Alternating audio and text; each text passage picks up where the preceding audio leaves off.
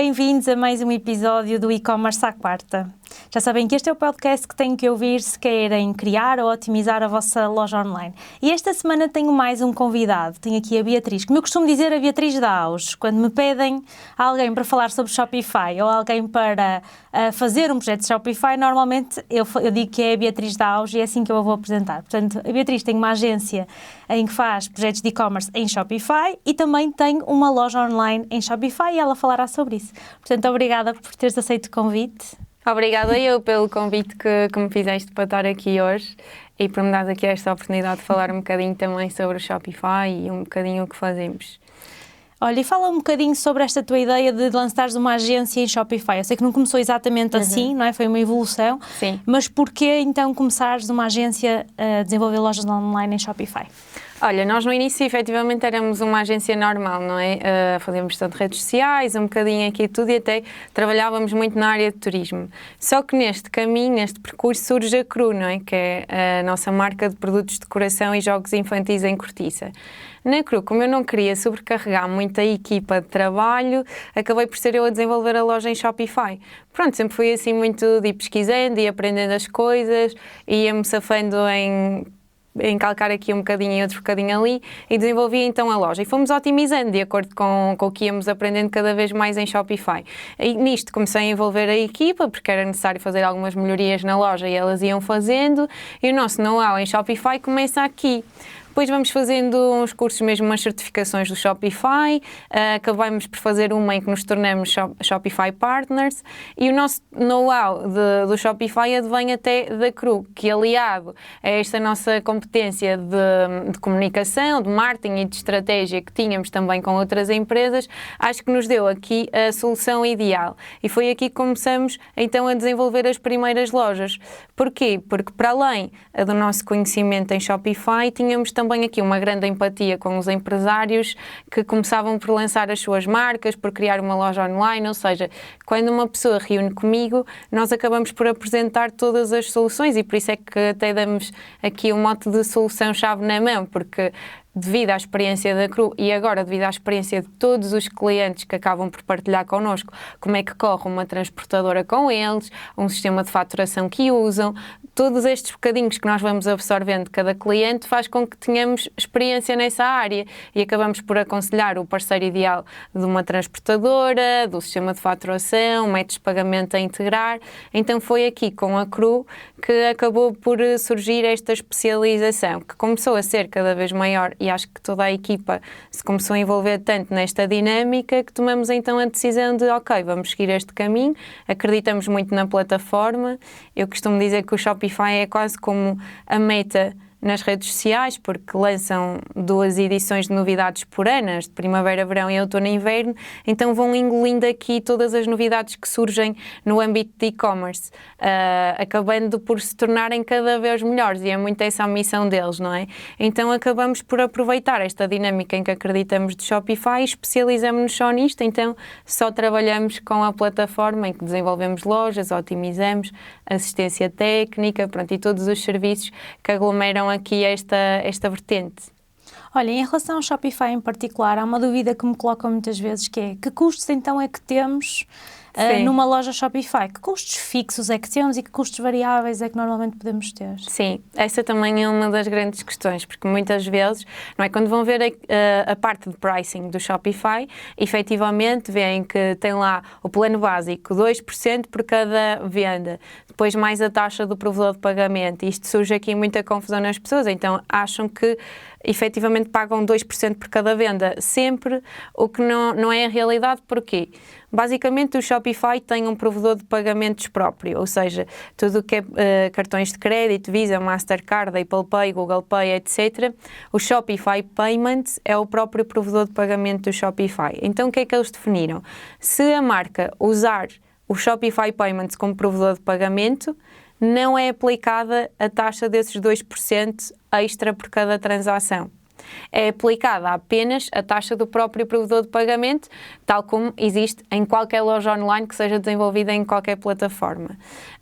Pagamentos por MBWay e multibanco, aí como é que fazemos? Aconselhamos duas empresas que trabalham muito com estes provedores de pagamento, porque são também portuguesas, e aí o Shopify não as detecta como um provedor de pagamento comum, porque no fundo integram de forma mais manual, então também não aplica a taxa dos 2% extra.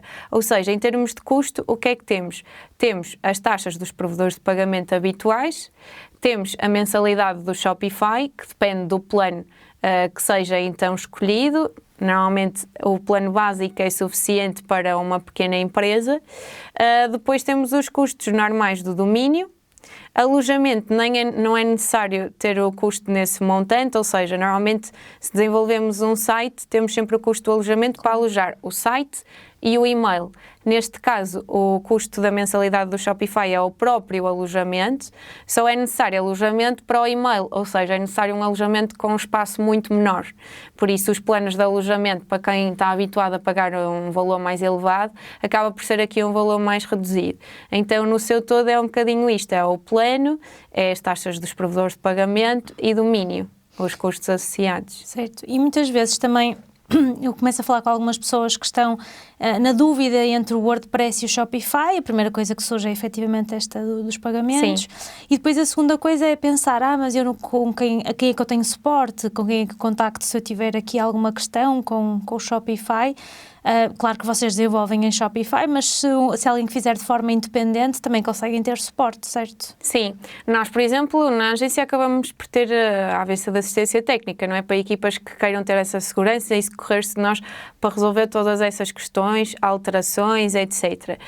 No entanto, o próprio Shopify, para problemas mais significativos, etc., tem o chat de apoio ao cliente, que basta iniciarem a conversa com o chat e eles prestam esse apoio e suporte, que é ainda mais do que muitas vezes em sites em WordPress. Não temos esse chat de apoio em que logo ali de imediato temos alguém da equipa a responder-nos. Portanto, o Shopify tem essa valência.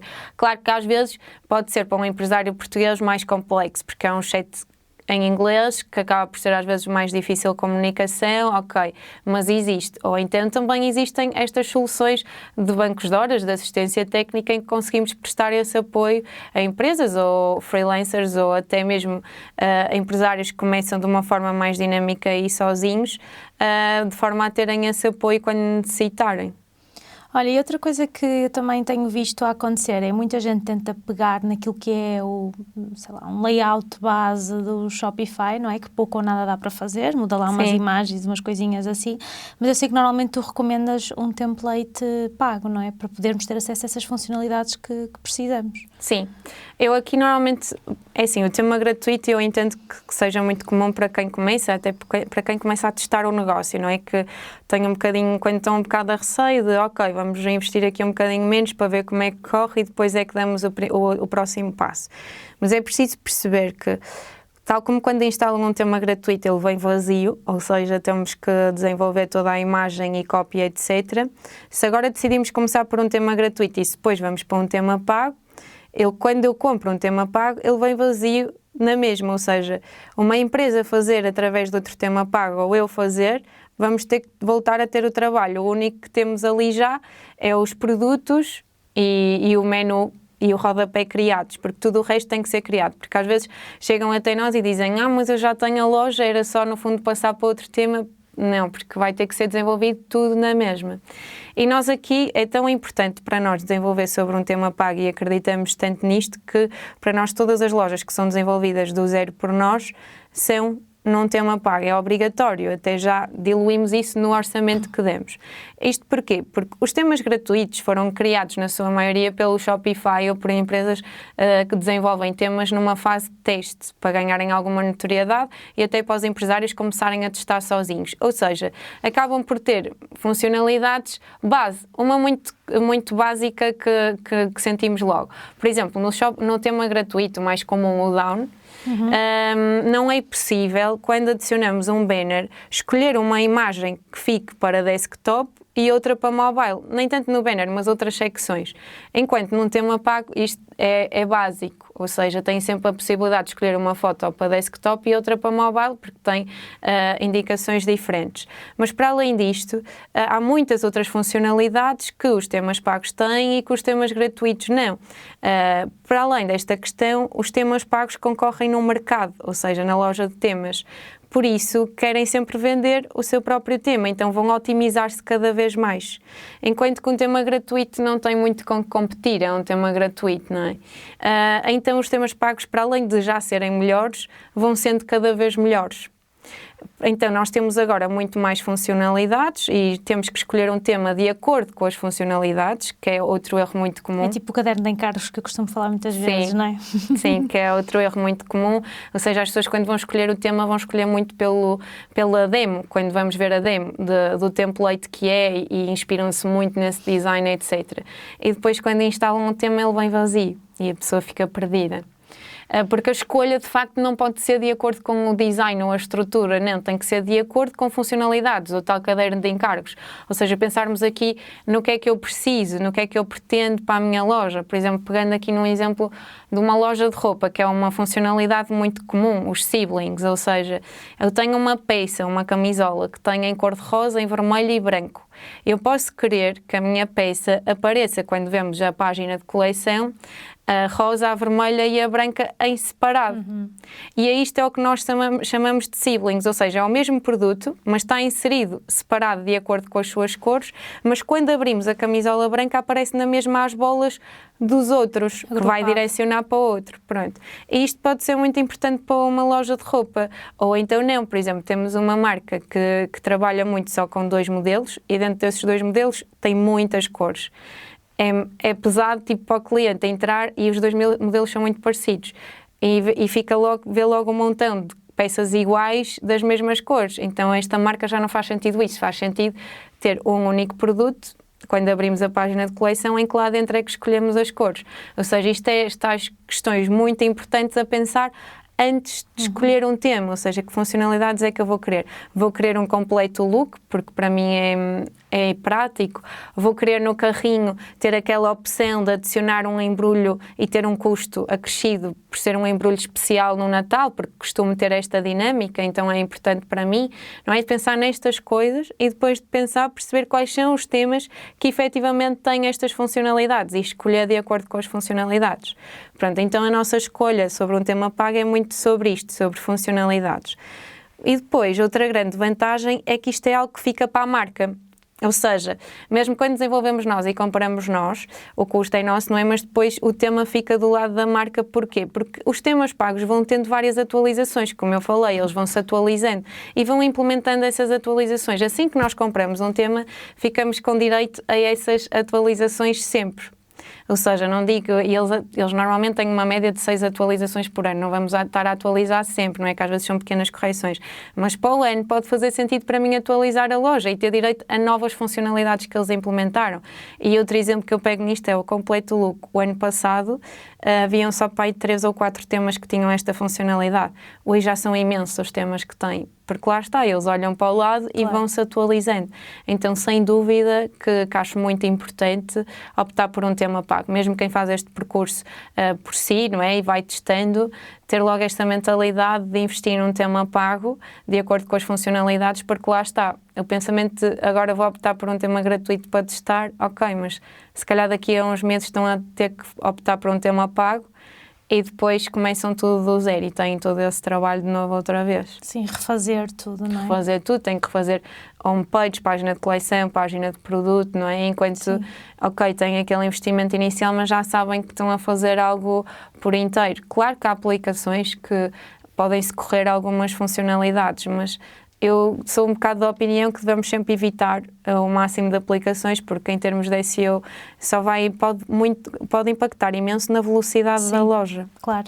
Então, para além dos custos, não é, que eliminemos, é a velocidade da loja. E isto é outro fator que nos acontece muito e tu já experienciaste isso também, ou seja, empresários que têm lojas de Shopify há mais de um ano, há mais ou menos 2 anos pelo menos, normalmente chegam até nós e nós conseguimos fazer com que poupem uma média de 300 a 200 euros por mês, porque menos plugins, não é? Menos aplicações que às vezes estão lá instaladas que nem sabem que estão e vai cobrando todos os meses.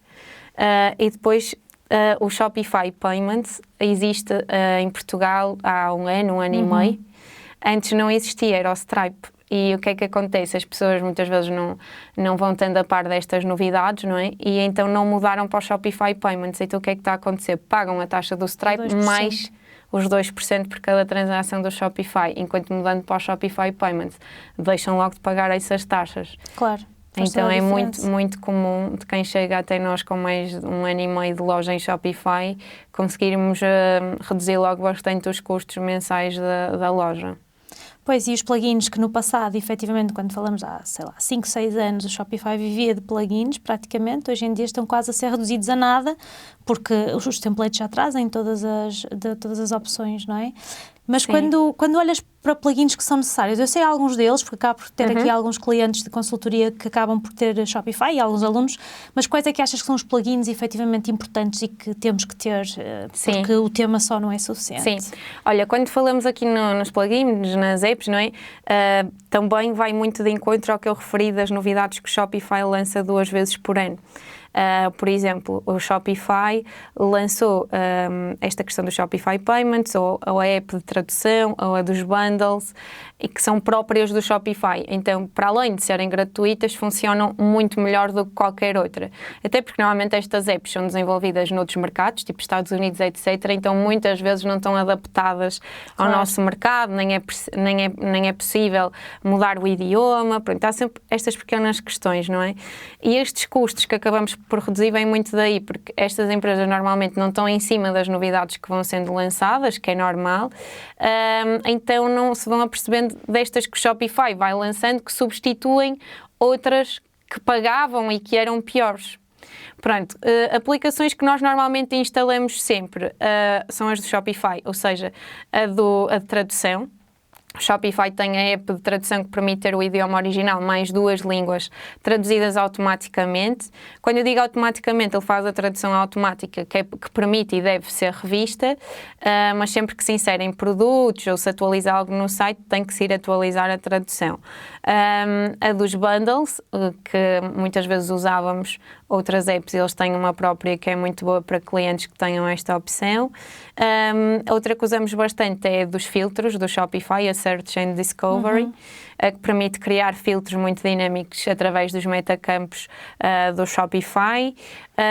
Depois acaba por ser aqui coisas muito específicas de setores, por exemplo, marcas que têm personalização, acabamos muito por dar uma específica que aí já é paga, mas eu diria que as que mais usamos são sem dúvida as do Shopify, a tradução, a dos filtros, a do Facebook, Instagram e Google para fazer as integrações com as contas da Meta e da Google, e são principalmente estas as que usamos. Assim que eu me esteja a lembrar, não sei se te lembras assim de alguma. Não, acho que são essas, sim, acho que são essas. Os filtros nem sempre funcionam bem porque depende do tema, há temas que permitem ou há outros que não, principalmente há aqui uma questão que às vezes acontece, que é o facto de não excluir os produtos que já não têm stock. Muitas vezes os filtros não excluem esses produtos que já têm stock. Nós costumamos fazer isso, que também usamos muito, olha, uma boa lembrança, usamos muito também o Shopify Flow, que basicamente permite criar flows dentro da loja automáticos, não é? Por exemplo, uma coisa que nós fazemos muito é isso, produtos que definiram flow, em quando o produto está esgotado, automaticamente fica em rascunho, então já não aparece.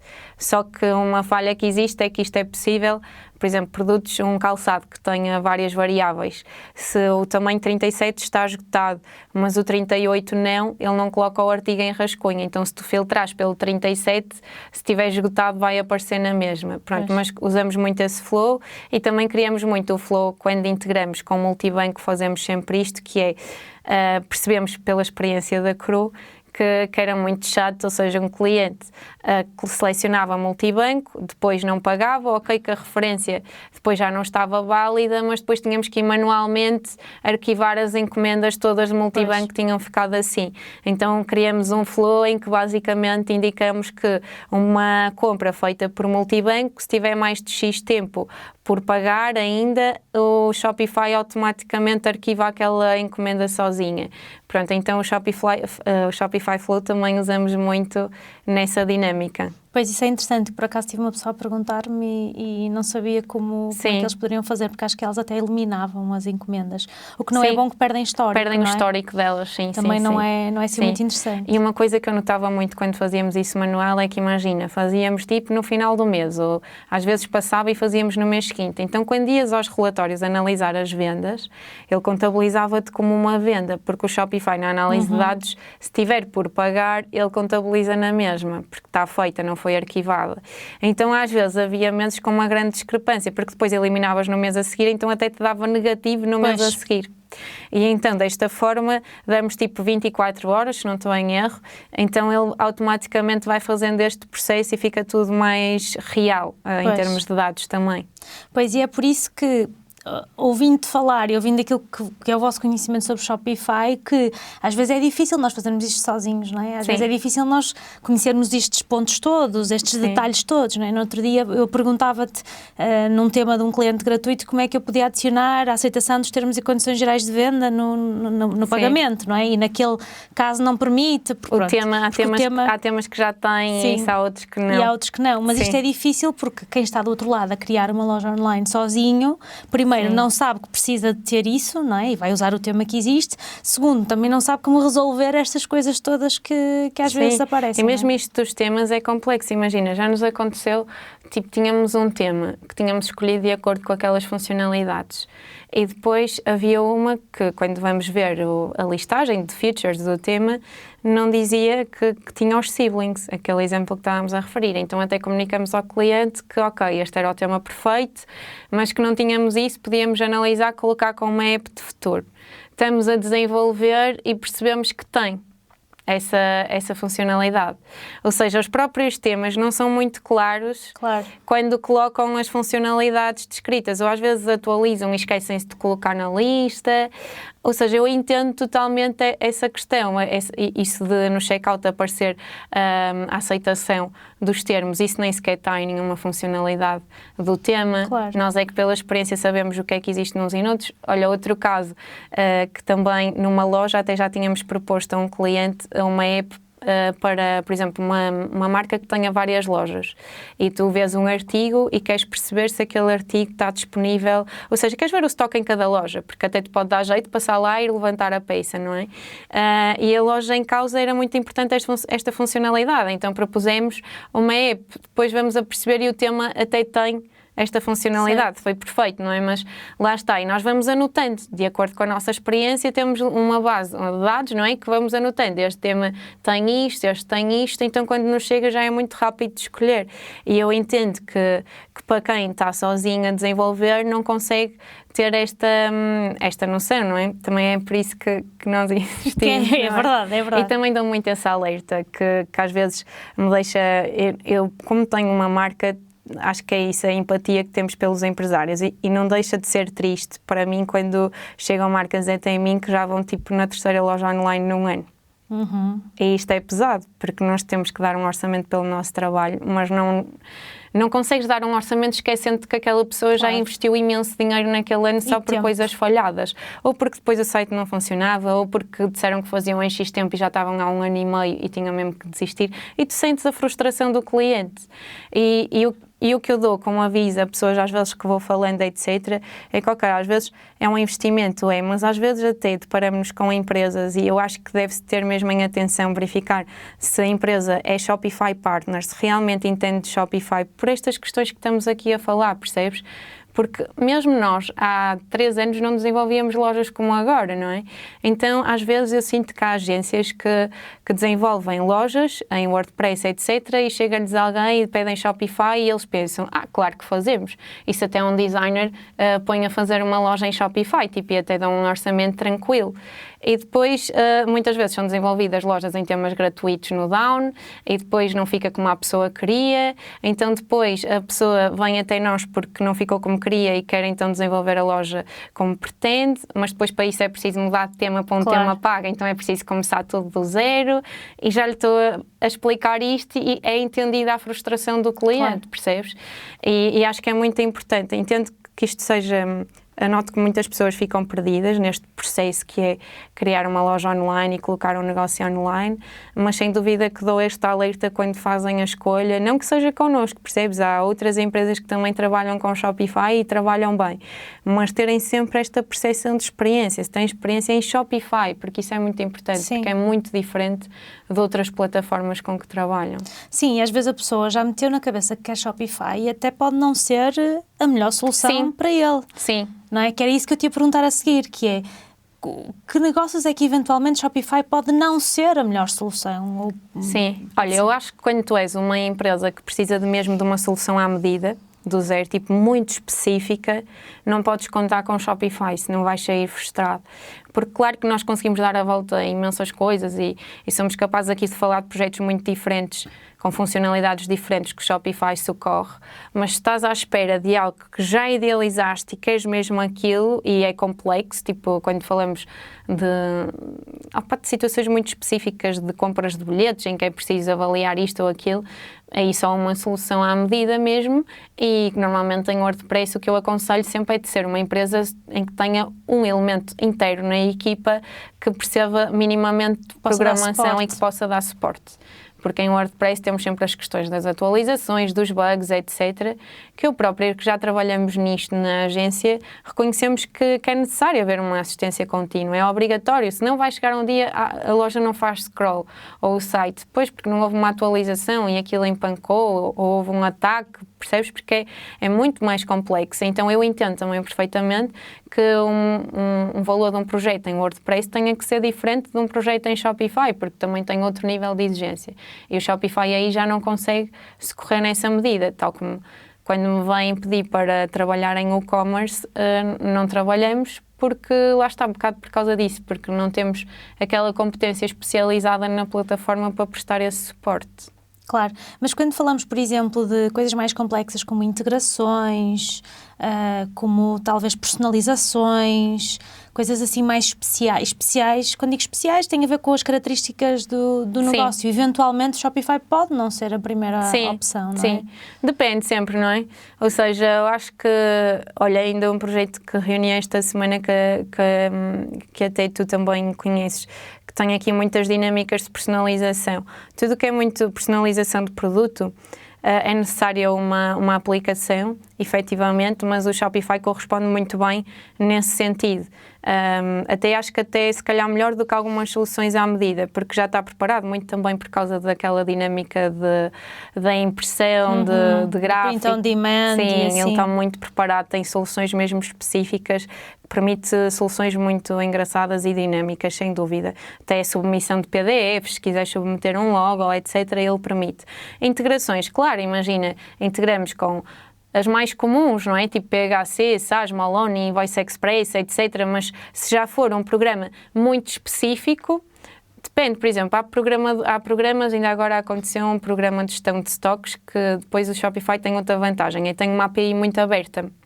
Então, em termos de linguagem, é muito fácil para uma empresa, um sistema de faturação, desenvolver uma comunicação com o Shopify. Então, normalmente, quando há um cliente que tem um sistema que não permite, eu até digo, ok, mas reúnam com o gestor de conta, podemos fazer uma reunião, eu dou os acessos de developer ao parceiro e ele entra e desenvolve sempre a solução em conjunto connosco. Mas claro que há questões mais difíceis. Olha, eu lembro-me da Nasex, acho que agora até tem mesmo uma solução que desenvolveram, mas há 2 anos não tinham E aí nós não conseguimos desenvolver, porque é uma empresa grande, precisamos Claro. ter acesso à linguagem deles e criar essa ligação, percebes? E não existia essa integração. Então é tudo uma questão de avaliar e para isso é preciso percebermos as necessidades do projeto. Claro, e às vezes, eu acho que muitas vezes o que acontece é que o cliente já tomou a decisão da tecnologia A, B ou C, sem perceber o que é que realmente é necessário para o projeto funcionar, para o projeto andar para a frente. E é verdade que eu posso dizer que há uns 3 anos não seria a primeira opção Shopify, não seria o que eu colocaria primeiro em cima da mesa, mas hoje em dia já fui mudando de opinião pelos desenvolvimentos que fui vendo no back-office e pelas opções que hoje em dia já vemos, como as opções de multimercado, por exemplo. Um cliente cria um projeto internacional, de internacionalização, com exportação, com preços diferentes por mercado e todas essas características muito específicas.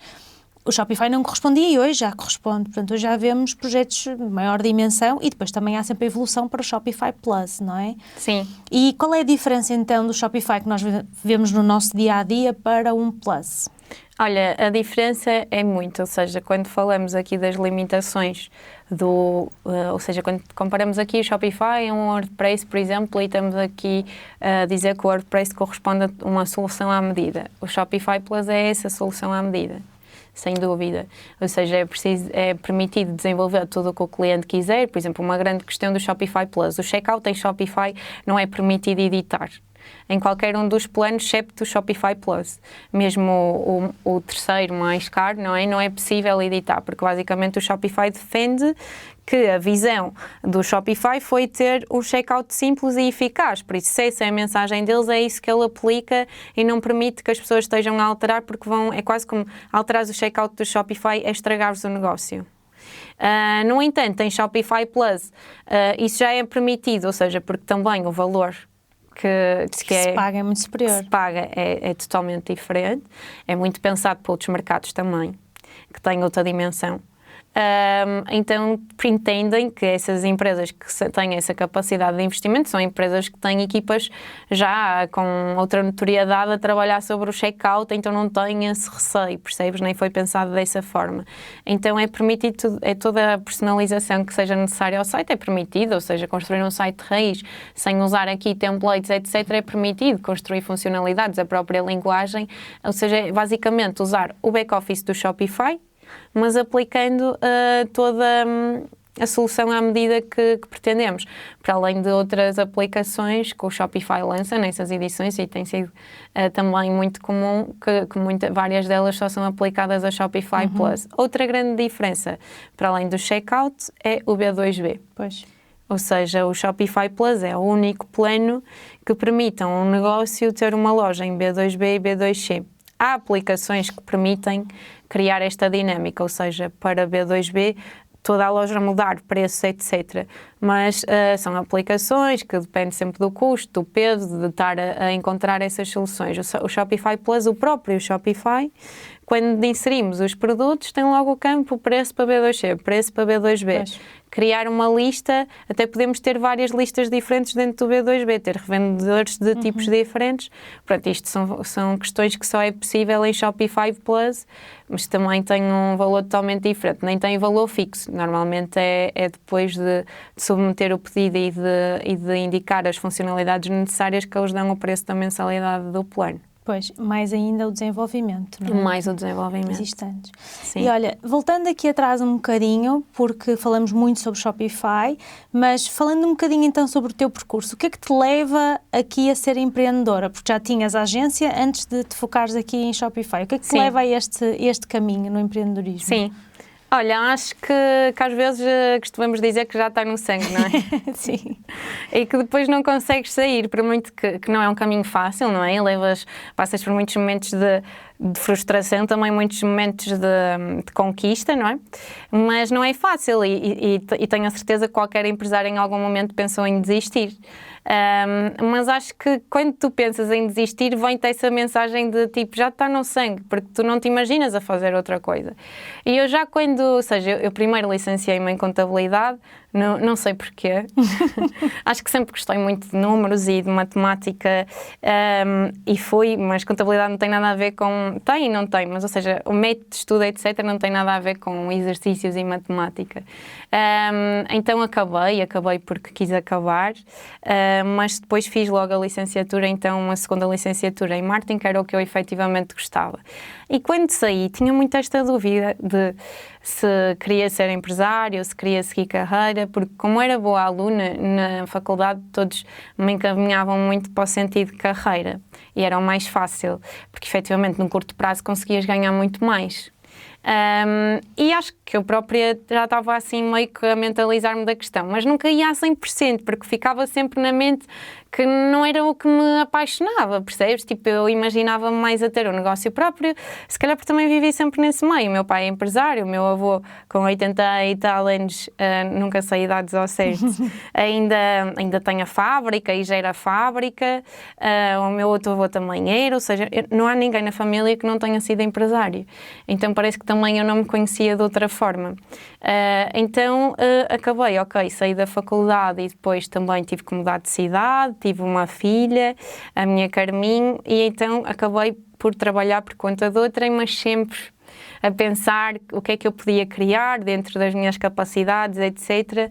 E a agência surgiu um bocadinho pelo trabalho que eu fui desenvolvendo. Eu fazia trabalho de consultadoria, etc., em algumas empresas, em alguns projetos.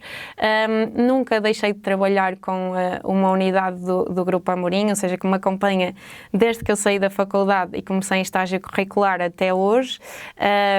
E comecei, quando me mudo para Coimbra, proponho continuar a gerir as comunicações da unidade como freelancer. Pronto, e como tinha a Amorim Top Series, depois fui buscando aqui um cliente, outro cliente, até que veio o Covid. E fechada em casa, comecei então a procurar mais clientes. Conheço uma designer com que me começa a dar muito bem, começa a ajudar-me. Depois conheço outra pessoa que também me começa a ajudar. Isto tipo, o Natal, trabalhávamos num quarto de minha casa. Elas entravam em minha casa e trabalhávamos lá, era lá o nosso espaço de trabalho. Depois nisto abrimos o escritório e depois a empresa começa a crescer, mais uma pessoa, outra pessoa, e é assim que surge a auge. Eu sempre tive este lado de querer criar coisas. Aliás, um dos problemas que eu tenho é tentar parar. Muita criatividade, aqui. Não é? Sim. O processo, porque eu sentia uma certa altura que eu tinha muitas ideias e que entusiasmava, não é? É o que nós chamávamos o síndrome do objeto brilhante, não é? Como era muito criativa, tipo, apaixonava-me fácil por uma ideia, percebes? Criava a cru, nisto já tinha ideia de criar outra coisa e criei a Caring for You, que era um apoio à maternidade, e depois, tipo, as coisas iam correndo, eu não tinha tempo, como é óbvio, e iam morrendo. E então aí percebi que tinha que dar uma pausa nesse sentido e focar-me numa única coisa e dentro dessa coisa pôr à prova a minha criatividade. Pronto, então acho que sem dúvida quando me perguntam sobre esse lado empresário, acho que já nasci assim. Tinha que ser, sim. Olha, e a Cru, tu hoje percebes que a Cru não é só uma loja online, não é? Portanto, também percebes o outro lado de quem tem uma loja online, que não fica ali só pelo projeto da loja, não é? Não fica ali só pela loja online que fazemos, e se calhar também é algo que os teus clientes acabam por sofrer às vezes, não é? Que eles pensam, vou lançar a loja e está tudo bem, e está feito o meu trabalho, mas a verdade é que depois é que vem muito outro trabalho na gestão, não é? E aqui na Cru, neste momento, nós já trabalhamos em conjunto, já fizeste a minha mentoria, mas à parte disso, que estratégias é que tens vindo a implementar para fazer crescer também a Cru? Olha, este é um ponto importante, porque eu também sinto muito quando faço reuniões com leads que nos chegam, etc., que às vezes as redes sociais e os TikToks, etc., trazem consigo uma promessa ou um sonho falso, não é? Ou seja, muitas pessoas chegam que criando uma loja, basta criar a loja e é bombar vendas, ou então uma coisa que me acontece muito agora, não sei se te acontece, é o dropshipping. Dropshipping, sim. Que eu não acredito nada nessa proposta, desculpem, mas eu não acredito. Não, imagina, o que eu acho é que o dropshipping é uma marca, ou seja, o modelo de dropshipping é no fundo um modelo de revenda de produto, mas em que não tens que ter estoque, nem preocupar-te com envios, ok, mas o segredo do dropshipping é a marca, é a notoriedade da marca, ou seja, é necessário investir muito em anúncios, na marca, etc, porque é através da marca que se vai vender esses artigos. Claro. E o que é que acontece? Como sempre que há uma tendência, quando apanhamos o início de uma tendência, é normal que seja mais fácil obter resultados, porque a concorrência é curta. Então é normal que no início de um dropshipping, há uns anos atrás, tenha sido muito mais fácil de produzir resultados do que agora, que já existem muitos mais. E chegam imensas pessoas tipo, a achar que ok, é criar um dropshipping, e depois o dropshipping também está muito associado ao Shopify, Pois está. nesses TikToks, etc. Então acham que nós criamos o dropshipping, não percebendo que têm que analisar que dropshipping é que querem, qual é o que pratica as melhores condições, que tipo de produto é que querem vender dentro desse dropshipping. Eu conheço um dropshipping que trabalha muito bem em termos de segmentar muito em específicas dinâmicas em que quer atuar, mas claro que não é instalar os dedos e está. Não é? E com a Cru é um bocadinho esse processo, ou seja, eu acho que tem que ser claro para uma empresa, principalmente hoje em dia, que ter uma loja online necessita de investimento. Ou seja, é necessário um investimento em anúncios, é necessário um investimento em pensar em estratégia, produção de conteúdo, e é exigente. Nós hoje formos às redes sociais, vemos que cada dia aparecem conteúdos mesmo diferentes, dinâmicos, e que a pessoa hoje quer uma coisa e no próximo mês já procura outra coisa, é no sentido de acompanhar os conteúdos que podem até tornar-se virais de alguma forma, não é? Então é necessário muito tempo a absorver estas dinâmicas e a implementar. E a testá-las, não é? E testar, porque também existe muito essa questão, então fazemos... Nós não sabemos o que é que vamos instalar e resultar amanhã, não é? Mesmo em anúncios. Se soubéssemos, tínhamos que ser pagos 4 vezes melhor do que somos, não é? E então, claro que não é dessa forma. Exige tempo, exige dedicação, exige consistência, exige paciência e muita resiliência, porque as pessoas que hoje faturam bastante tiveram momentos em que pensaram fechar portas, ou que pensaram em desistir, ou irão ter, mas mantiveram-se no caminho porque acreditavam naquilo, não é? Então acho que sem dúvida que isto é extremamente importante para quem pensa dar este passo nesta área. Agora, claro que permite uma dinâmica e liberdade de vida também diferente do que estarmos unicamente presos numa loja física e recursos humanos, etc. Também tem as suas vantagens, como é óbvio. Na Cru, o que eu percebi foi que tínhamos então a Auge, eu tinha a mesma equipa a socorrer a Auge e a Cru, tinha uma vantagem que era a produção, ou seja, os produtos da Cru sendo de produção própria, e estava nesta dinâmica de loja online, como exige muito tempo e dedicação, estava a absorver muitos recursos da agência para batalhar na Cru, quando, por muito que eu insistisse, acabava sempre por ser a última prioridade, claro, no meio de todos os clientes. E então este ano até foi muito interessante no sentido de perceber que, por muito que eu batalhe, a Cru vai sempre ser a última prioridade, não a última, a penúltima, não é? Porque os clientes são sempre prioridade. Ou eu tinha uma pessoa só dedicada à Cru e o objetivo dela seria unicamente esse, a trabalhar no online, ou então tinha que reduzir aqui a vertente do online, porque no fundo a minha grande vantagem também era ter produção própria e poder então apostar na exportação, como falamos, noutros mercados, etc. Então a Cru veio um bocadinho disso, ou seja, este ano decidimos reduzir aqui a aposta no online, porque precisávamos de organizar a casa em termos de produção, alinhar processos produtivos, apostar em mercados lá fora e alinhar um bocado essa estratégia de feiras, onde está presentes, até marketplaces, uns tipos de produtos, apostar em marketplace e outro tipo de produto mais nesta dinâmica de revenda e dinâmica comercial, e foi mesmo o embate de, ok, nós percebemos muito do digital e percebemos muito de e-commerce, mas às vezes, dependendo do modelo de negócio e do tipo de produto, não podemos viver só do e-commerce, porque existe também muito investimento, e nós tendo produção própria acabamos por conseguir de outra forma alavancar outra resposta à marca, não é? Outro volume de vendas que a nível do online acaba por ser mais difícil se não tivermos essa dedicação constante. Claro, neste caso o online serve até para captar muitos clientes que vão ser revendedores, não é? Sim. Que é esse o maior potencial. Sim. Nós até acabamos por conversar sobre isso durante algum Sim. tempo, porque realmente não é uma questão só de margens, porque com produção própria conseguem ter margens diferentes, mas também é a escala. Quanto é que eu vou vender de cada vez que vendo, não é? Uma coisa é vender um brinquedo e os preços são relativamente acessíveis, ou uma peça de decoração, outra coisa é eu vender 20 ou 30, não é? Claro. E vai fazer toda a diferença até para o cash flow do negócio, não é? Sim, totalmente. Portanto, voltamos sempre àquela questão de o online é só uma parte, a estratégia é que é o mais importante, Sim, não é? sim. Sim, também já temos pessoas, não é, que atuavam muito no... Ou seja, eu acho que é necessário um equilíbrio entre as duas valências, não é? Também temos marcas que atuavam muito só no mercado de revenda e B2B e de repente começam a trabalhar o online e aquilo para eles faz-se luz, de género. Investimos imenso e esmagamos aqui imenso para revendedores e recursos comerciais, etc. E como depois já tem a notoriedade da marca... Exato. Porque já está implementada noutros mercados, criam a loja online e percebem que com menos investimento, porque basicamente têm o da loja e no bolo do investimento da equipa comercial e de feiras, o investimento em lojas online e anúncios até é menor. E conseguem ter um volume de vendas até ali que acompanham, até para os quase stocks, muitas vezes, que perdem de coleções, não é?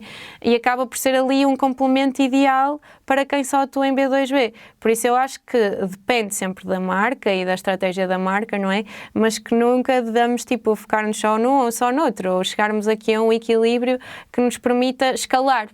Claro, sim.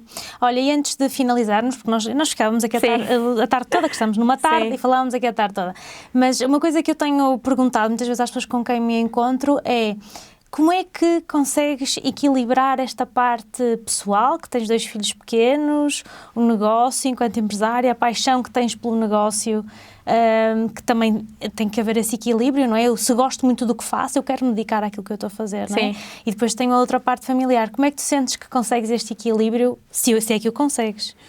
Sim, olha, eu acho que esse equilíbrio... não tento pôr muita pressão, não é? Porque acho que é sempre difícil encontrarmos esse equilíbrio. No fundo, o equilíbrio é o que nos sentimos bem e onde sentimos que é o nosso equilíbrio. O meu equilíbrio pode não ser o teu equilíbrio, percebes? E equilíbrio é a palavra da minha vida. Olha, eu estava a vir para aqui e estava a pensar nisso, que é engraçado, porque eu tinha 10, 11 anos no máximo, e numa aula de música, e lembro-me, é daquelas memórias que tu tens exatamente a imagem, sabes? E eu estava a ter uma aula de música, era o professor Pedro Almeida de música, de repente disse, eu nem sei do que é que estávamos a falar, mas sei que ele de repente disse: a palavra favorita da minha vida é equilíbrio, porque em tudo precisamos de equilíbrio. E eu nunca mais me esqueci, era eu lembro-me na altura, nem ouvi mais nada, fiquei a pensar, realmente é mesmo verdade. E eu até que não tenho nenhuma tatuagem, já pensei em tatuar essa palavra, porque acho mesmo que é a palavra-chave em todas as discussões que existem. E cada equilíbrio é diferente numa pessoa. E depois ainda esta semana, ou a semana passada, já não sei, falava sobre isso, e às vezes eu tinha muito hábito de, por exemplo... estou muito estressada, mas é normal porque fui operada ao joelho, não é? Então estou mais em casa fechada, etc. Estou muito estressada porque aconteceu aquilo, os meus avós isto ou aquilo. E se eu olhar para trás, havia sempre um momento em que estava a acontecer alguma coisa, percebes? Ou porque o Afonso esteve doente nesta semana, ou porque houve um problema, então tudo atrasou e tudo aconteceu. Não. Sabes, foi mesmo aquela percepção de é a vida a ser a vida, percebes? Claro. Vai sempre acontecer alguma coisa e podemos estar muito bem hoje, mas para a semana pode acontecer alguma coisa. Então é a capacidade de, ok, é a vida a ser a vida, vamos resolver dentro das opções que temos. E o não comparar-nos tanto aos outros, também senti isso, que às vezes era muito fácil, dentro do que cada vez vemos mais, de marca pessoal, etc., de olharmos para o lado e pensarmos, fogo, mas porquê que eu não consigo? Realmente, eu podia fazer mais, eu tenho que fazer mais, porque se aquela pessoa consegue, eu também tenho essa capacidade e bora para a frente, vamos fazer. Isso trazia às vezes um momento de frustração, porque a vida a ser a vida, para às vezes é mais difícil para uns do que para outros, e acho que nem é ser mais difícil para uns do que para outros. Às vezes posso ter um problema muito menor, mas para mim significa superior. Muito mais do que para ti, percebes? E sentia essa frustração. Então acho que aqui o segredo deste equilíbrio, o meu pelo menos, é o equilíbrio diário de conseguir ir gerindo as coisas, percebendo que as coisas acontecem porque é a vida a ser a vida e que nós temos só que encontrar a melhor forma de nos distanciarmos desse stress e desse embrulho de emoções que nos traz e conseguirmos gerir da melhor forma o que temos, não nos comparando e não levarmos a essa frustração constante, porque a consistência é o que nos vai fazer chegar lá, não é? E às vezes penso que, ainda sou tão nova, não é? Ainda há tanto pela frente, ainda temos tanto caminho para fazer todos esses sonhos. O importante é eu continuar a sonhar, porque também já percebi que houve momentos em que o sufoco era tanto que parece que me esquecia de sonhar, ou cortava tanto a minha criatividade que já nem pensava sobre isso. E hoje tento à noite voltar a ter essa criatividade ativa e esses sonhos, porque isso é também o que nos alimenta, sabes? E o que eu senti que é importante naquele momento é o que eu sigo, um bocado aquela intuição, percebes? Nunca esquecendo o objetivo final que temos, mas equilíbrio e empatia e amor, não é? Acho que muito por nós próprios e pelo outro, e pelo que conseguimos prestar ao outro, são sem dúvida as 3 palavras que eu todos os dias acordo e quando me vou deitar tento pensar tipo, ok, cumpri ou olha, não te afogues nisto, percebes? E tenho feito um bocadinho esse exercício de manter-me assim em paz comigo própria. Boa, ainda bem. Olhem, e para terminar mesmo, se quiserem contactar-te, a ti, a Aos, como é que podem fazer isso? Olha, comigo ou com a Aos nós temos o nosso e-mail, ou podem enviar diretamente para mim, que é o beatriz.almeida@ausagency.pt, e este é o meio mais comum. Através das nossas redes também tem o nosso número de telemóvel, que podem contactar diretamente connosco. Nós no nosso site temos sempre também o botão de pedir proposta ou de agendar reunião, que são reuniões que na maioria das vezes são agendadas diretamente comigo, em que caso estejam interessados em iniciar um projeto ou assistir, etc. Ou até, devido a essas dúvidas de quem faz o seu percurso muito sozinhos, eu criei aqui quase como uma consultadoria, que não é bem consultadoria, é para ajudar a criar a loja, se a pessoa quiser fazer esse caminho sozinhos ou tirar aquelas dúvidas que às vezes temos sobre Shopify, e agendamos aqui umas sessões para isso. Ou seja, nessa reunião é onde eu percebo as dificuldades e o que precisam e tentamos encontrar aqui soluções em conjunto. Ou seja, no site, agendando a reunião, é agendarem a reunião comigo. Ok, boa, obrigada. De nada. Bem, e espero que tenham gostado deste episódio. Foi mais longo, mas assim, eu já disse, nós ficávamos aqui 3 ou 4 horas a falar, tenho a certeza. E espero por vocês pela próxima semana. Já sabem que sigam nas redes sociais a Tudo Sobre E-Commerce e eu, Vera Maia. E para quem tiver interesse em saber mais sobre e-commerce, temos também a nossa imersão no método TSE, quase à porta. Portanto, fica tudo nos links normais. Obrigada e até para a semana. Obrigada, Vera.